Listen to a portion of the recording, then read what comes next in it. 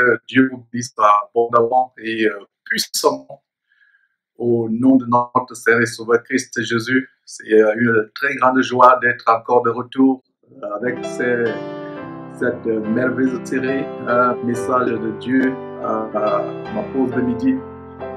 Nous allons donc commencer, c'est une très grande joie, comme je l'ai annoncé.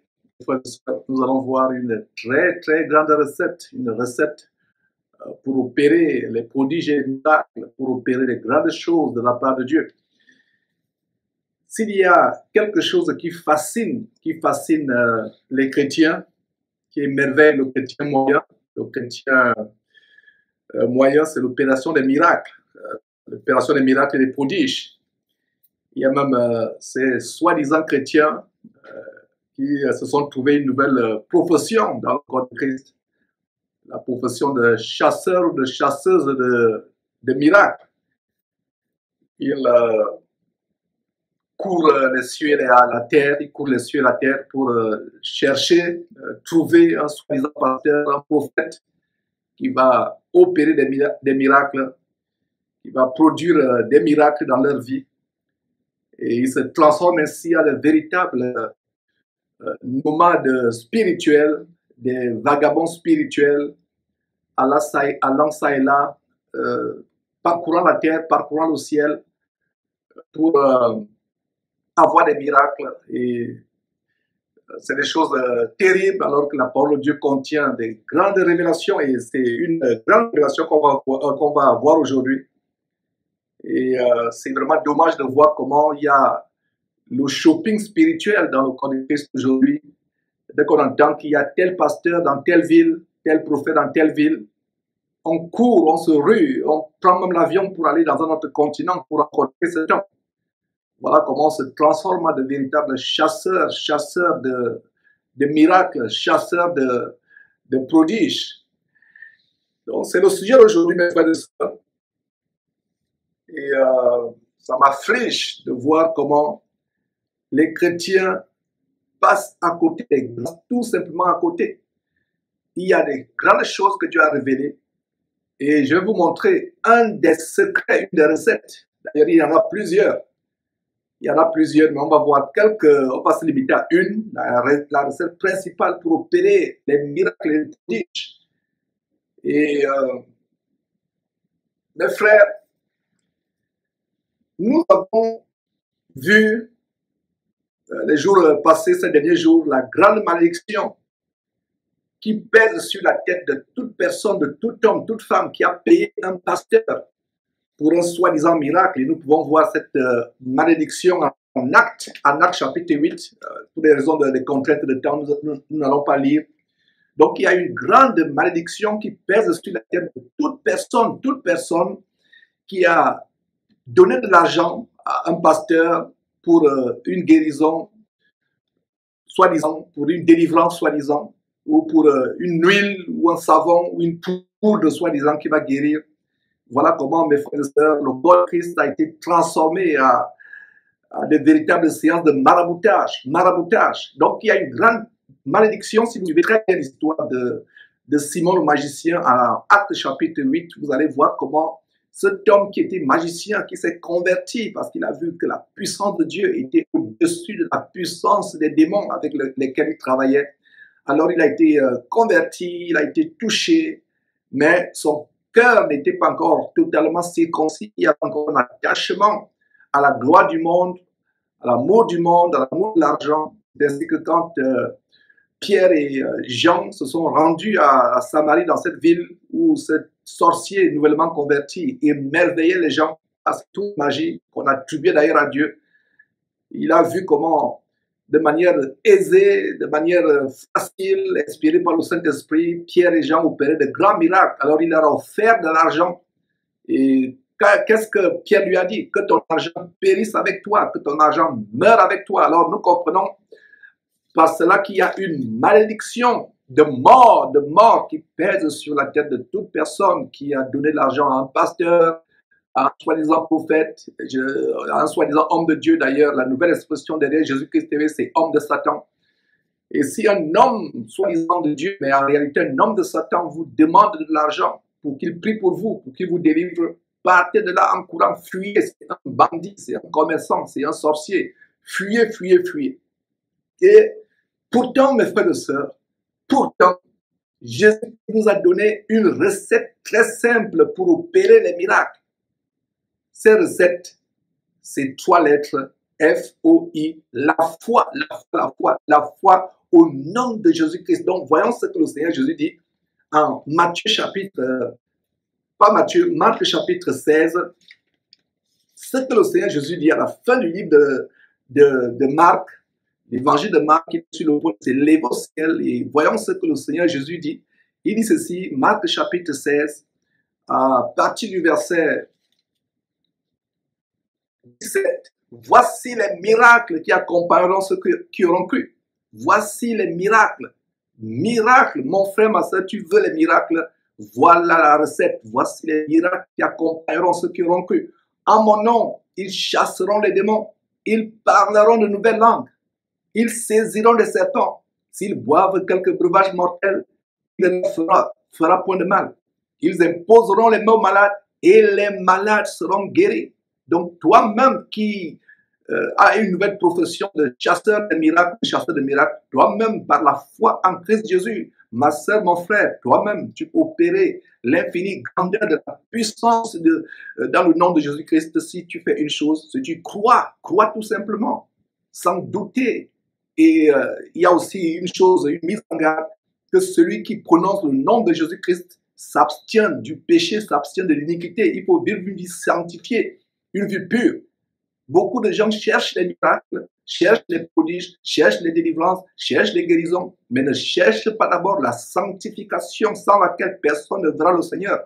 En Luc chapitre 10, quand le Seigneur avait envoyé les disciples 2 par 2 pour prêcher dans les villes et les villages, ils sont revenus étant remplis de joie, contents, en disant, Seigneur Jésus, même les démons nous sont soumis. Ils ont vu l'infinie grandeur de la puissance de Dieu. Les démons étaient soumis. Mais qu'est-ce que le Seigneur Jésus leur a dit? Ne vous réjouissez pas que les démons vous sont soumis. Réjouissez-vous au contraire de ce que vos noms sont inscrits dans le royaume de Dieu. Et vos noms ne seront pas inscrits dans le royaume de Dieu si vous ne vivez pas une vie de piété, de crainte de Dieu, de sanctification, de haine du péché. Alors, voilà, mes frères et sœurs, la grande recette que nous voyons ici. Peut-être vous avez lu et relu ce passage à plusieurs reprises sans toutefois le comprendre, mais c'est une révélation au nom de Jésus. Au nom de Jésus, on fait miracle. Le nom de Jésus devant lequel tout genou fléchit, on a vu cela hier d'ailleurs en Philippiens chapitre 2. Dieu a donné à Jésus un nom tellement grand au point où, devant le nom de Jésus-Christ, tout genou fléchit, tant au ciel, sur la terre et plus bas que la terre, et toute langue confesse que Jésus est Seigneur. Nous avons la procuration céleste. Qu'est-ce que j'entends par procuration céleste? Le droit légal d'utiliser le nom de Jésus-Christ. À supposer que moi, votre frère Georges, étant ici aux États-Unis, à Houston, je veux faire du commerce, par exemple, à Abidjan, et je ne peux pas être sur place pour des formalités administratives, avoir le registre de commerce, etc. Je ne peux pas être sur place. Alors, je vais avoir quelqu'un un mandataire, quelqu'un qui me représente. Alors, légalement, je vais lui donner une procuration. La procuration, c'est le droit légal. Cet homme devant la justice, devant l'administration en Côte d'Ivoire, me représente valablement. C'est comme si c'était moi. Il peut aller ouvrir un compte en banque, il peut aller voir un avocat, il peut signer des documents administratifs, des documents légaux. C'est comme si c'était moi. Voilà la procuration sur le plan juridique, sur le plan étatique, sur le plan des gouvernements. Si la procuration sur le plan, mes frères et sœurs, des gouvernements a un tel pouvoir, qu'en est-il de la procuration céleste? Le Seigneur Jésus a dit, voici les miracles qui accompagneront ceux qui auront cru en mon nom. Nous sommes les représentants du Christ absent physiquement sur terre. Le Christ est spirituellement avec nous tous les jours, comme il a promis d'ailleurs en Matthieu chapitre 28, il a promis qu'il sera avec nous tous les jours. Il est avec nous tous les jours. Donc mon frère, quand tu te lèves la nuit pour regarder ces films pornographiques à la télévision, pensant que tes parents ne te voient pas ou ton conjoint ou ta conjointe ne te voit pas, le Seigneur Jésus, lui, te voit. Il te voit. Il a dit qu'il sera avec nous tous les jours. Donc, quand tu es en train de commettre le péché, pensant que tu es dans le secret, que personne ne te voit, lui te voit. Il a dit qu'il sera avec nous tous les jours. Alors, le Seigneur Jésus-Christ étant avec nous tous les jours, qu'est-ce qui se passe? Qu'est-ce qui se passe?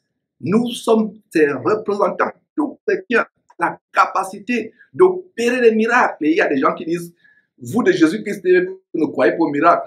S'ils pouvaient savoir, un chrétien qui ne croit pas au miracle ne doit même plus être appelé chrétien. C'est que nous ne faisons pas les miracles publicitaires. Le miracle se passe en secret pour que la gloire ne soit pas donnée à un homme, mais que la gloire soit donnée à Dieu. Alors, le Seigneur Jésus-Christ nous a donné une procuration, le droit légal, céleste, légal céleste, d'utiliser son nom, afin qu'au nom de Jésus-Christ, tout genou fléchisse tant au ciel, sur la terre et plus bas que la terre. Nous avons ce pouvoir. Alors, mon frère, ma soeur, utilises-tu ce pouvoir suffisamment? Quelle est la dernière fois où tu as, avec foi, pris autorité sur les démons au nom de Jésus-Christ qui t'embête la nuit? Quelle est la dernière fois où tu as pris autorité sur un mal qui t'embête? Souvenez-vous comment le Seigneur Jésus a chassé la fièvre, il a menacé la fièvre qui avait envahi le corps de la belle-mère de Pierre. Il a menacé la fièvre. Quelle est la dernière fois où, devant une douleur subie dans ton corps, dans ta tête, dans ton dos, dans ton bas-ventre, ma soeur, quelle est la dernière fois où tu as pris autorité au nom de Jésus, toi, douleur? Je te réduis au silence. Donc, nous avons la capacité, mes frères et sœurs, d'utiliser le nom de Jésus. Le nom de Jésus. Rappelez-vous que le manque de foi est un grand péché devant Dieu. Tu ne peux rien faire dans ma vie, tu ne peux pas me guérir, tu ne peux pas me délivrer. Manquer de foi, c'est un grand péché. D'ailleurs, ce n'est pas votre frère Georges qui le dit. Vous avez ce grand verset en Hébreux chapitre 11, le chapitre que j'intitule le chapitre de la foi, qui dit sans la foi, il est absolument impossible d'être agréable à Dieu. Vous pouvez être l'homme le plus pieux du monde. Vous ne faites plus de sexe avant mariage ou hors mariage. Vous ne mentez plus, vous ne volez plus. Vous avez la crainte de Dieu, vous craignez Dieu. Mais si vous doutez dès qu'il y a une situation, un petit bobo, un petit mal de tête, une petite situation, une mauvaise nouvelle qui vient, vous commencez à douter, à paniquer, à trembler, à perdre votre confiance, vous êtes désagréable à Dieu. Combien de chrétiens sont conscients que le manque de foi est un grand péché devant Dieu? Et comment se manifeste le manque de foi? Le manque de foi se manifeste par le doute, la peur, l'inquiétude, les anxiétés, les murmures, les craintes. On met la puissance de Dieu en doute. Nous avons la capacité légale d'utiliser le nom de Jésus-Christ. Et c'est un grand message aujourd'hui. La recette pour opérer les miracles, ce n'est plus d'aller voir les pasteurs, ce n'est plus d'aller payer les dîmes ou tisser des alliances avec ces faux pasteurs ou envoyer des enveloppes de sacrifice d'argent. Ce qui n'existe pas, que l'aberration, mes frères et sœurs. Regardez encore ce verset. Alors, on lit ce verset, mes frères et sœurs, une dernière fois avant qu'on évolue. Marc chapitre 16. Marc chapitre 16 au verset 16 à 17. Lisons tout simplement le verset 16. Voici les miracles qui accompagneront ceux qui auront cru. En mon nom. Hier, on a vu dans notre section de la pause de midi hier, la puissance, le nom le plus puissant de toute la terre, c'est le nom de Jésus-Christ. Le nom de Jésus, c'est une bombe. Le nom de Jésus, c'est la procuration de Jésus. Les forteresses de la sorcellerie tremblent. Mon frère, pourquoi vivre dans la peur? Pourquoi être emporté par la crainte, la frayeur des sorciers, la crainte des démons? Pourquoi ne crois-tu pas que le nom de Jésus-Christ, c'est plus que la bombe atomique, 1 milliard de fois, 1 milliard de fois plus impactant, plus terrifiant dans le domaine spirituel qu'une bombe atomique? Le nom de Jésus fait peur. Donc, voici les miracles qui accompagneront, pas ceux qui vont dîmer. Parce qu'on vous dit maintenant, pour être béni, pour dîmer, pour faire des miracles, pour voir comment Dieu va te guérir, il faut dîmer, il faut payer les dîmes. Non, il n'y a aucun verset qui dit dans la Bible que vous allez opérer les miracles après avoir dîmé. Il n'y a aucun verset qui dit que vous allez donner des enveloppes d'argent, c'est des alliances financières avec ces hommes de Satan avant d'être guéri, d'être délivré. Si vous me mettez devant vous, je vous assure, je vais remporter ce défi. Ne mangez pas la préparation. Si vous amenez un verset biblique qui dit qu'il faut des alliances financières avec des faux pasteurs, il faut dîmer, apporter des dîmes, tout ça ça c'est de la foutaise. Le Seigneur Jésus-Christ, par son sang sur la croix, a payé le prix fort, le seul prix et le plus grand prix. Il n'y a plus d'autre prix à payer. Il n'y a plus d'autre prix. Donc, mes frères, nous allons terminer cet enseignement aujourd'hui en voyant deux exemples de femmes qui ont expérimenté le miracle de Dieu à cause de leur foi extraordinairement grande. Une se trouve dans l'Ancien Testament, l'autre se trouve dans le Nouveau Testament. Et pourquoi je me limite aux femmes aujourd'hui? Et les frères, ne dites pas que je fais de la discrimination, j'aurais dû aussi prendre l'exemple d'un homme. La Bible regorge des exemples des hommes et des femmes qui ont manifesté l'infinie grandeur, la puissance de Dieu à cause de la foi. Dans le chapitre de la foi, Hébreux chapitre 11, pour voir ces choses. Mais je vais me limiter à deux exemples de femmes. Pourquoi les femmes? Parce que généralement les femmes sont les plus vulnérables, ce sont les personnes les plus séduites par ces hommes de Satan, par ces faux pasteurs.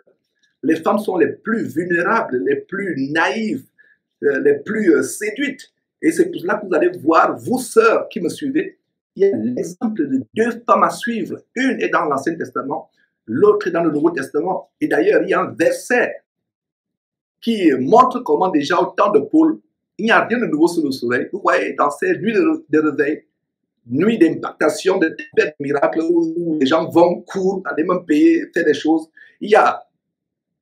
Ce sont les femmes qui tombent, ce sont les femmes qui sont devant, ce sont les femmes qui rampent comme des serpents, qui aboient comme des orang-outans. Généralement, ce sont les femmes, il y a quelques hommes, mais en majorité, ce sont les femmes. Et ça ne se passe pas seulement aujourd'hui. Même au temps de l'apôtre Paul, cela se passe déjà. Et on peut lire d'ailleurs très rapidement en 2 Timothée, 2e épître de Paul à Timothée, 2e épître de Paul à Timothée, au verset 3. Qu'est-ce qu'on peut lire? 2e épître de Paul à Timothée, au verset 3.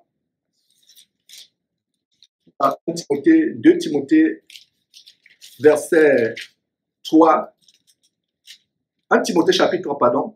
Non, je dis 2e Timothée, excusez-moi de vous envoyer 6 à 7 qui dit « Il en est parmi eux qui s'introduisent dans les maisons ». Si vous lisez à partir du verset 1, les prophéties sur les hommes à la fin des temps qui sont amoureux de l'argent, fanfarons, hautains, blasphémateurs, rebelles à leurs parents, ingrats, irreligieux, égoïstes, ils aiment l'argent. En fait, voilà les caractéristiques des faux pasteurs, des hommes de Satan.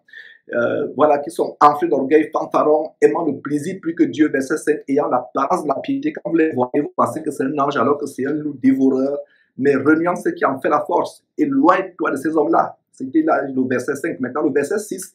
Il en est parmi eux qui s'introduisent dans les maisons et qui captivent les femmes d'un esprit faible et borné, chargées de péché, agitées par les passions de toute espèce, apprenant toujours et ne pouvant jamais arriver à la connaissance de la vérité. Voilà, les femmes bornées, naïves. Après, elles suivent les enseignements.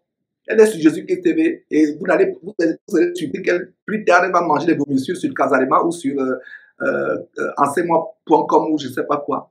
Elles apprennent toujours, mais elles manquent de foi. Elles n'apprennent pas ce qu'elles apprennent. Ma sœur, je ne pense pas que tu dois être ainsi. Ma prière pour toi et mon espoir pour toi, c'est qu'à partir d'aujourd'hui, tu te lèves au standard au point où tu n'es pas une auditrice oublieuse. Tu ne te fies pas seulement à ce qu'on t'enseigne. Mangeant ici, mangeant là, mangeant. La Bible parle des chiens. Prenez garde aux chiens, qui est la propriété des chiens. Allez de poubelle en poubelle, mangeant, vomissant, mangeant, vomissant, mangeant, vomissant. Tu dois aller à la parole de Dieu pour l'appliquer, pour la vivre dans ta vie, homme ou femme. Et surtout, cessez de vous faire embobiner par ces faux hommes de Dieu qui couchent avec certains d'entre vous, qui vous font des choses terribles. Pour que vous ayez un enfant, il faut que moi j'ouvre la voie. C'est ce qu'ils disent. Ils vous disent, venez, je vais ouvrir la voie, allez avec vous sexuellement, pour que vous soyez la stérilité, la porte de la stérilité soit ouverte, je vais l'ouvrir. Quelle abomination, quelle chose terrible. C'est avec beaucoup de peine que nous dénonçons ces choses. Alors, regardez ces deux exemples, examinons-les attentivement. On a le premier cas en 2 Rois chapitre 4. Lisez vous-même cette histoire par la suite. Après cette exhortation d'aujourd'hui, vous pouvez tranquillement relire vous-même 2 Rois, tranquillement, chapitre 4. Très belle histoire de cette femme qui a eu une foi vraiment terrible, l'histoire de la femme de la Sunamite. En fait, c'est autant du ministère, du très grand ministère de puissance et du merveilleux homme de Dieu Élisée qui avait serviteur Géasi. Donc, il passait par la ville où habitait cette femme. La ville était Sunem, c'est une femme sunamite, habitante de Sunem. Donc, il y avait cette femme de distinction. La Bible dit que c'était une femme de distinction. Je suis au verset 8, 2 Rois chapitre 4, verset 8, une femme de distinction et qui craignait Dieu, qui était pieuse, soumise à son mari, une femme vraiment vertueuse, comme on n'en trouve plus aujourd'hui, comme on en trouve rarement, même dans le corps de Christ. Et c'est à ce standard de femme que les sœurs en Christ doivent s'élever. Donc, une femme merveilleuse, de distinction. Et toutes les fois que Élisée passait là-bas, il se rendait chez elle pour manger. Cela montre encore comment cette femme était une femme vertueuse, prenant soin de l'homme de Dieu. Alors, si vous lisez vous-même par la suite, et je vous conseille de lire, cet homme va dire à son mari, bâtissons une petite chambre à ces hommes, afin que quand ils viennent, à Élisée et Géasi, son serviteur, afin que quand ils viennent, ils ne se limitent pas seulement à dormir, à manger, pardon, ils ne se limitent pas seulement à manger, mais ils dorment aussi. Et donc, ça s'est passé. Ils ont conçu une chambre haute à Élisée et Géasi. Et quelques temps après, voici ce qui s'est passé. Élisée s'est rendu compte que cette femme n'avait pas d'enfant et que le mari était vieux. Alors, Élisée lui a promis qu'elle devait enfanter. La femme a d'ailleurs souri. Ce n'est pas qu'elle a douté, elle a dit, mais c'est très beau pour être vrai, prophète Élisée, homme de Dieu véritable. Mon mari est vieux et ce que tu dis, c'est très beau pour être vrai. Bref, plus tard, ça s'est passé comme Dieu avait promis. Elle est devenue enceinte et elle a rendu grâce à Dieu. Et qu'est-ce qui se passe par la suite? L'enfant qui avait grandi, un jour, elle est allée vers sa mère, elle a dit à la maman, maman, j'ai mal à la tête, ma tête. Et l'enfant, la maman portait l'enfant sur ses genoux et quelques temps après seulement, l'enfant est mort. L'enfant est mort. La maman n'a pas paniqué. Aujourd'hui, la maman, beaucoup de femmes africaines surtout, se sera enroulées sur le sol. Je ne dis pas de femmes chrétiennes, se sera enroulées sur le sol, alerter le quartier, crier, oublier même leur foi et au point d'exposer même la nudité parce que l'enfant est mort, se roulant par terre. Mais qu'est-ce que cette femme fait? Elle prend l'enfant mort, elle entre dans la chambre haute de l'homme de Dieu, la chambre haute qu'ils avaient construite pour l'homme de Dieu. Et la loi, à l'époque, interdisait aux femmes d'entrer dans les chambres des hommes de Dieu. Une femme était interdite d'entrer, mais par la foi, elle entre dans la chambre, elle pose l'enfant et elle va vers son mari. Son mari était un entrepreneur, il avait des ouvriers, une entreprise, il avait des plantations, des champs. Elle va vers le mari, elle dit, apprête-moi des ânes, je vais aller vers l'homme de Dieu. Son mari lui dit, mais ce n'est pas une nouvelle lune, ce n'est pas une nouvelle lune, ce n'est pas le sabbat. Pourquoi tu vas vers l'homme de Dieu? La femme a dit à son mari, tout va bien, tout va bien. Est-ce qu'elle avait menti? Non, elle n'a pas menti. L'enfant était mort. Imaginez-vous une femme qui a un enfant qui vient de mourir. Toi, ma soeur, est-ce que tu écoutes très bien cette histoire? L'enfant que tu as eu après des années de stérilité, ton mari étant vieux, tu désespérais avoir un enfant. Le miracle de Dieu se produit. Tu as cet enfant et subitement l'enfant meurt. Et tu dis à ton mari, ne t'inquiète pas, tout va bien. Cette femme est une femme vertueuse. Voilà une autre preuve que c'était réellement une femme de distinction, comme la Bible l'a décrit ici. Elle ne voulait pas perturber son mari. Elle savait que son mari n'avait pas la même foi qu'elle. Et si vous lisez l'histoire plus tard, l'enfant sera ressuscité. Voilà un merveilleux exemple.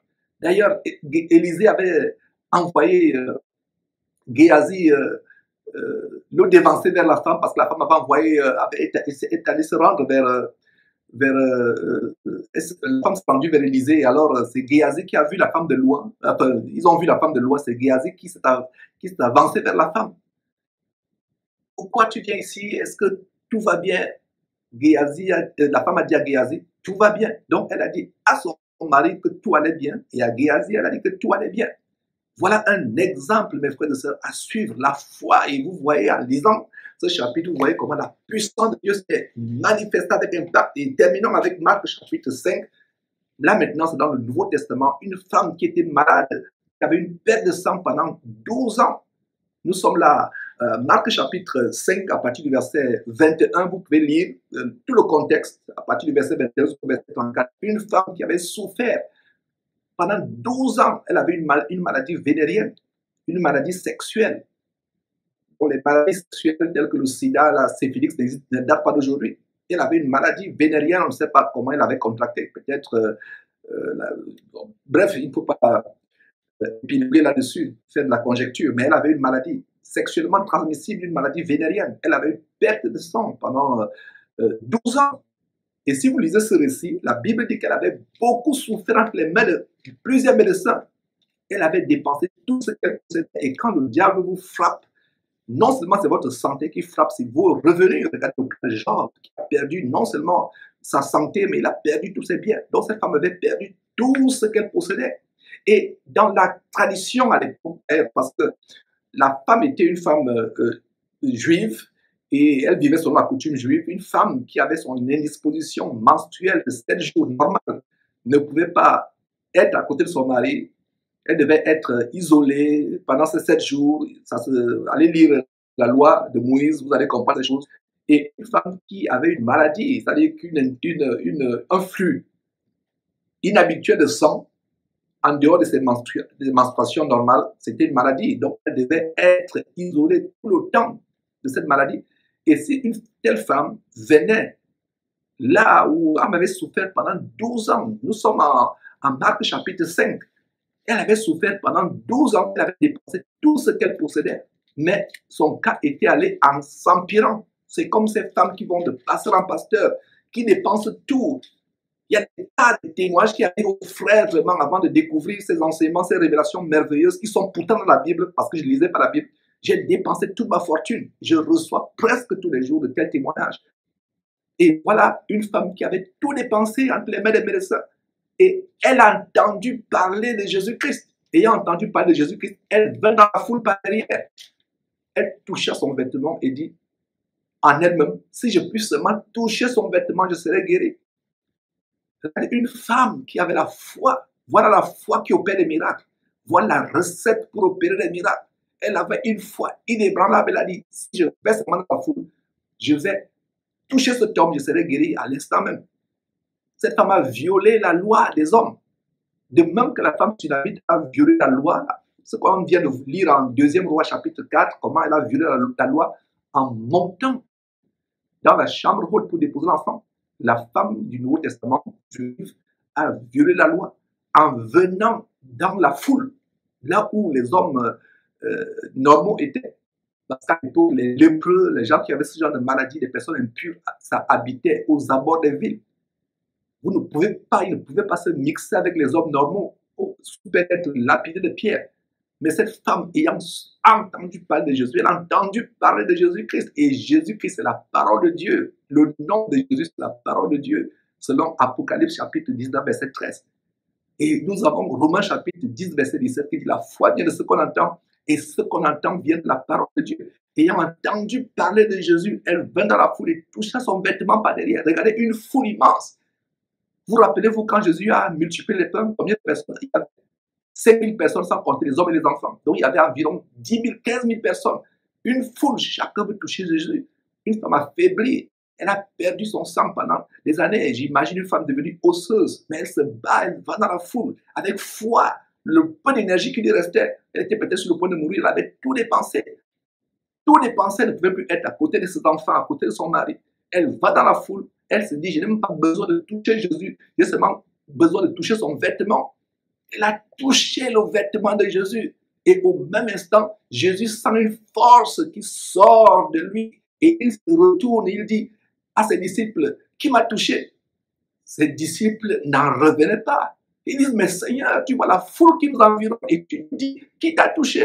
Et ils ne pouvaient pas comprendre que Jésus ne parlait pas du toucher physique.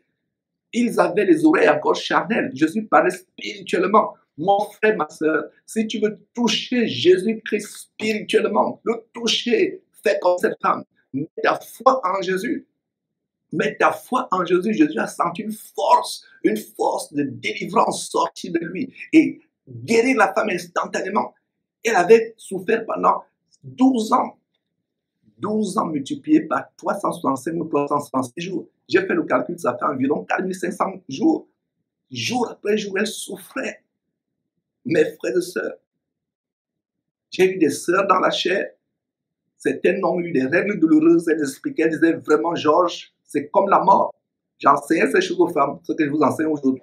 Elles disaient, Georges, vraiment, cette femme, elle a souffert pendant 12 ans. Nous, quand on a les règles douloureuses, pendant 3 jours, 4 jours, c'est comme si on voyait la mort. C'est comme s'il y avait une épée qui nous transperçait, qui nous déchirait le bas-ventre. Mais elle a souffert pendant 12 ans. Mais quel était son recours? Après avoir dépensé tout son argent, elle a mis sa foi en Jésus. Elle a dit, si je puis seulement toucher, non pas sa chair, non pas sa main, son pied, son vêtement. Et Jésus dit, qui m'a touché? Qui m'a touché? Il touche physiquement. Il veut vers moi, il me touche charnellement. Mais il y a une personne qui m'a touché spirituellement. Moi, le Fils de Dieu. Voilà comment toi, ma soeur, toi, mon frère, à partir d'aujourd'hui, tu dois te lever avec ta foi. Dire, si Jésus, je te touche comme cette femme, par ma foi. Voilà comment cette femme a touché Jésus. Pas physiquement, c'est qu'elle a touché physiquement, mais au-delà de l'acte physique, Jésus a expliqué quelque chose de spirituel qui m'a touché. Vous ne pouvez pas être dans une foule environnée par des milliers et des milliers de personnes qui veulent vous toucher. Vous dites, qui me touche? Puisqu'ils sont là, ils vous pressent, ils vous touchent. Donc voilà comment cette femme a manifesté la puissance de Dieu et instantanément, la perte de sang s'arrêta.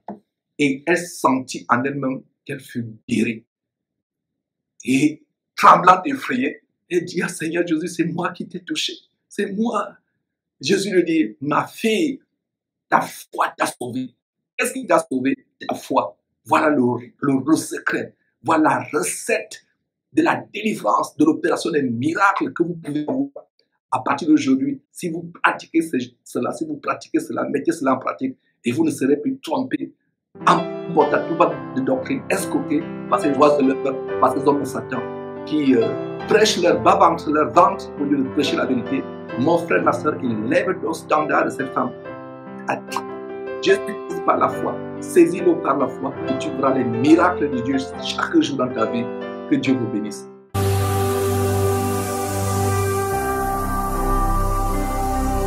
Jésus-Christ TV. Connaîtrez la vérité et la vérité vous affranchira.